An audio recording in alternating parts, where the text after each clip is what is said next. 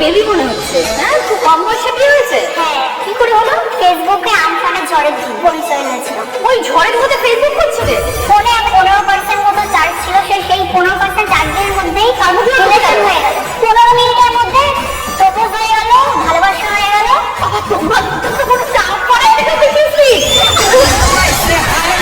তারপর ও একটা voice message পাঠায় আমাকে। শোনার পর আমি বলছি এত কিউট ভয়েস মেসেজ পাঠিয়েছে, এত কিউট একটা ছেলে। তারপরে হচ্ছে আমি সাথে সাথে ওকে বলি তুমি আমার বিয়ে করবে? ও এক সেকেন্ডের মধ্যে আমাকে বলে যে হ্যাঁ। মানে টিয়ার কথা ঘুরেছে, রাগ হচ্ছে খুবই।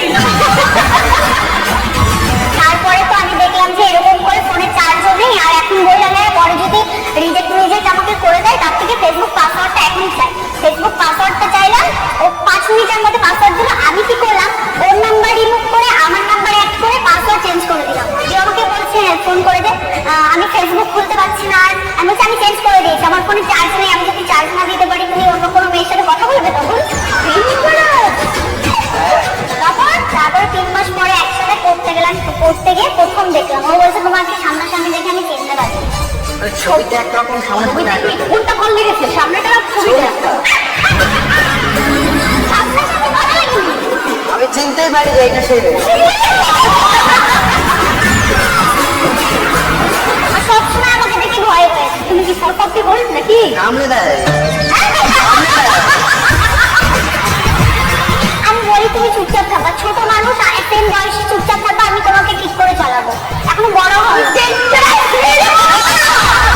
এখন তো ছোট আছে না, অন্য মেয়ে যদি পছন্দ করে না, এই বাচ্চা ছেলে। কি আছে তোমার বউয়ের কিন্তু? আচ্ছা, বিয়েটা কিভাবে হলো? বাড়ির লোক মেনে নিয়েছিল? 3 মাস দেখা হয়নি, 9 মাস যখন আমাদের রিলেশনের এজ, তখন ঠিক করলাম যে ঝামেলা হচ্ছিল। আমি ওকে বললাম কি যে তাহলে চলো বিয়ে টিয়ে করে নি। তারপরে ও বললো কি ঠিক আছে চলো বিয়ে করে নি। 3 বার বিয়ে করেছি, বাড়ির লোক তো মানে 3 বার পালিয়ে বিয়ে করেছি। প্রথমবার মন্দিরে করেছি প্রথমবার। কেউ মানলো না। মানলো না। পরের বার করলাম, তার বাড়িতে প্রবলেম। পরের বার কোথায় করলে? পরের বার এমনি রাস্তায় করেছি। তার কতবার কোন দিয়েছে? 3 নম্বর বারের বারও মানেনি। 4 নম্বর বার যখন দেখলে যে না আর হবে না, এদের যতই আটকায় আবার বারবার বিয়ে করছে, লোকজন জানছে, মেনে নিয়েছি। শাশুড়ি বা এসেছিল আজকে? হ্যাঁ, এসছে। শাশুড়ি নাম? হ্যাঁ। শাশুড়ি মা? হ্যাঁ বলুন। 7 লাখ করে তার বিয়ে করে চলে এলো বাড়িতে, কি করলেন আপনি তখন? কি আর করবো, মেনে নিতেই হলো। দুজনায় দুজনকে চাই। এখন কি বুঝছেন বৌমাকে? তোমার খুবই ভালো, আমার তো মেয়ে নেই, পুরো আমার মেয়ের জায়গাটা দখল করে নিয়েছে ও। আমার মন জয় করতে পেরেছে? হ্যাঁ, ভীষণ ভালো। আর দিদি হচ্ছে আমাদের একটা ইউটিউব চ্যানেল আছে, রাষ্ট্রীয় অফিসিয়াল ডেইলি ব্লগ। সারাদিন যা করি ওর সাথে যা করি, এটা আমরা কিন্তু আমাকে তুমি মারতে তুমি নিজে মারতে তুমি তাই কি হয়েছে, আমি স্বামী, তারপরে আমি। তুমি গলা চেঞ্জ করে কেন? আরে মাছ খাও না, তুমি খাও না। আচ্ছা, তুমি খাও, আমাকে খেতে পারবে না।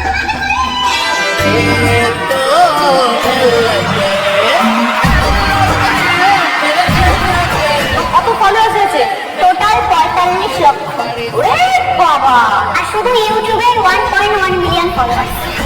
তো বন্ধুরা, কি বুঝলে ব্লগটা দেখে? যারা প্রেম করছো, ভয় পাচ্ছ, বুকের পাটাকে শক্ত করে একদম 5 মিনিটে প্রেম করে করে পালিয়ে যাও। 4 বার বিয়ে করেছে, 4 বারের পর মেনেছে, বুঝেছো? ভয় পেও না, একদম বুকটাকে শক্ত করে প্রেমে পড়ে যাও। প্রেমে পড়ে যদি বাড়ির লোক না মানে, হুড়ুপ করে পালিয়ে যাও। না না না, আমি এমনি বলছি, মজা করছি।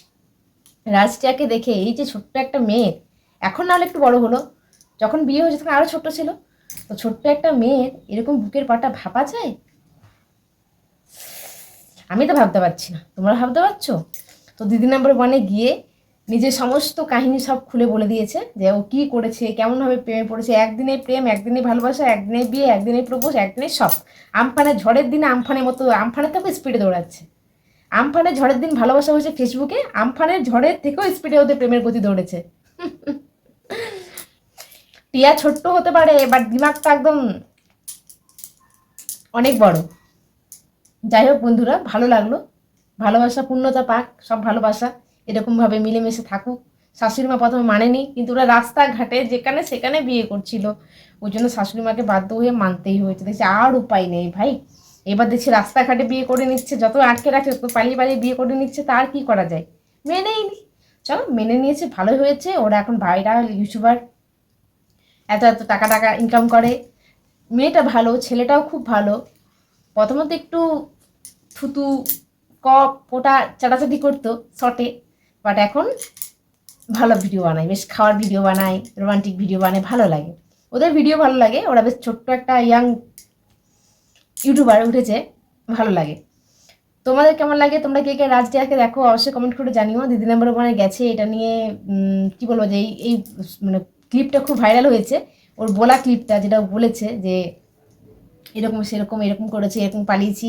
মানে মেয়েটা খুব কি সাহসী, সৎ, মানে লুকিয়ে রাখবো এমনটা না, সব একদম ঝড়ের মতো খুলে বলে দিচ্ছে, ভালো লেগেছে। এই যে সৎ সাহসটা চাই।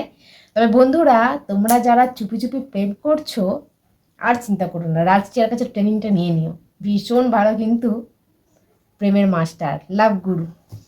কীরকম একদিনের মধ্যে প্রপোজ, প্রেম, পাসওয়ার্ড চেঞ্জ করা, সমস্ত কিছু হয়ে গেল, ভালো লেগেছে, বেশ funny funny funny funny share করলাম, আমার ভালো লাগলো। তোমরা যারা ইয়াং জেনারেশন আছো, প্রেম করছো, অবশ্যই একদম ট্রিং করে ব্যাগটা নেবে, বয়ফ্রেন্ডকে বলবে দাও দাও ফেসবুকের পাসওয়ার্ড দাও, পাসওয়ার্ড নেবে, পাসওয়ার্ড চেঞ্জ করে দেবে। সন্দেহ থাকলে বাইরে চলে যাবে, সন্দেহ থাকলে তুমি ফোন নাম্বারটা দিয়ে চেক করে নেবে কোথায় কোথায় কল করেছি, কিন্তু রাজটিয়ার মতো হয়ে যাও, তাহলে ভালোবাসার সাকসেস পাবে। দেখো আজকে ওটা কত বড় ইউটিউবার, ওই ওই আমফানের ঝড়টা ওর আমফানের গতিতে একদম আমফানের মতো ইউটিউবারও হয়ে গেল, ঝড়ের গতিতে একদম তত্তর তত্তর করে বেড়ে গেল। অ্যাকচুয়ালি ওর ইয়াং জেনারেশন, ছোট্ট একটা মেয়ে তো, তাই খুব জলদি গ্রো করে গেছে, বুঝেছো। আর খুব ভালো ভিডিওগুলো বানায়। তো চলো এখনকার তো টাটা, ভালো থাকো, সুস্থ থাকো। তোমরা কেমন এনজয় করলে অবশ্যই আমাকে জানিও। টাটা।